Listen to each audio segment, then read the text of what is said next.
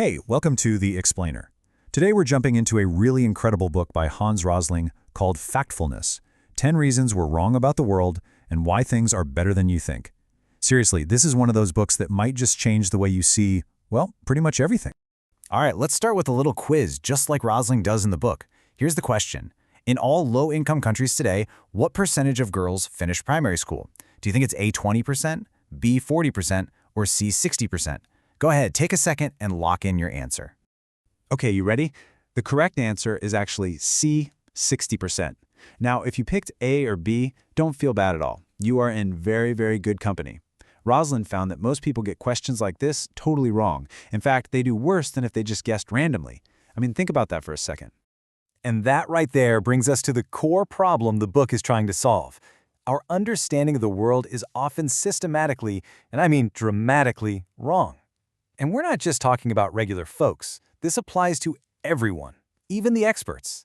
And to show you just how deep this problem runs, get this. Rosling asked these same kinds of questions at the World Economic Forum in Davos, to world leaders, top CEOs, Nobel laureates, and they still scored worse than chimpanzees picking answers at random. So clearly, their view of the world wasn't wrong because they lacked information. No, something else was going on. So how is it possible that some of the smartest, most informed people on the planet can be so wrong? Well, Rosling's diagnosis is that our brains come preloaded with what he calls dramatic instincts. These are basically mental shortcuts that were super useful for our ancestors trying to survive, But in today's world, they just completely twist our perception of reality.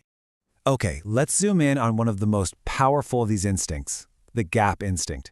This is that pull, that almost irresistible urge we all have to divide things into two simple opposing groups. Us versus them, good versus bad, or the big one we hear all the time, the rich world versus the poor world.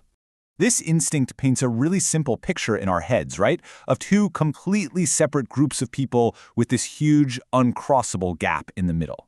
It makes for a great story. It's very dramatic. The only problem is, it's completely wrong. So if that us versus them worldview is broken, what's the alternative? Well, this is where Rosling gives us a brilliantly simple but revolutionary tool to fix it. He calls it the 4 income levels.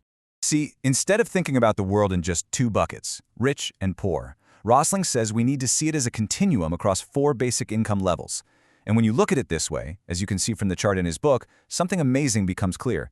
There is no gap. The huge majority of humanity, we're talking about 5 billion people, are already living in the middle, on levels 2 and 3. And to make this really hit home, Rosling shows what life is actually like on each level. So on level 1, that's extreme poverty, you're living on about $2 a day. You might spend hours walking barefoot to fetch water, and you cook every single meal over an open fire. Now that's a tough reality for sure, but here's the crucial fact. Today, only about 1 billion people live this way. And that's the absolute key takeaway here.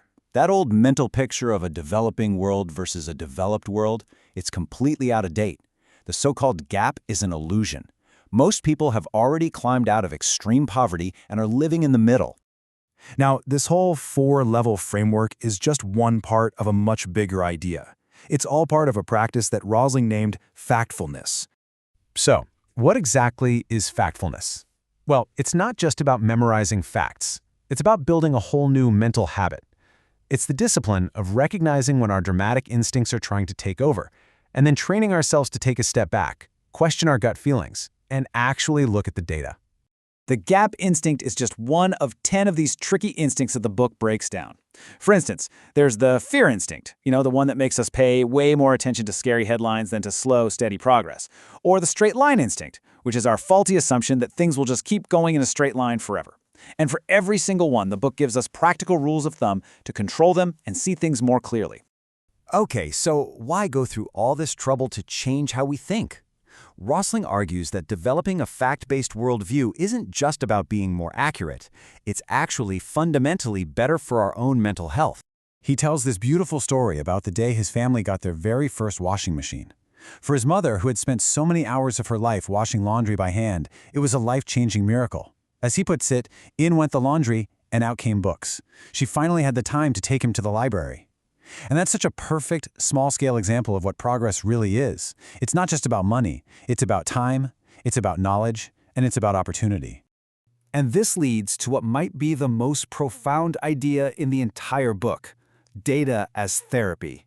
Realizing that the world, on the whole, is actually getting better, that doesn't make you a naive optimist. It's a tool. It's a way to calm your irrational fears.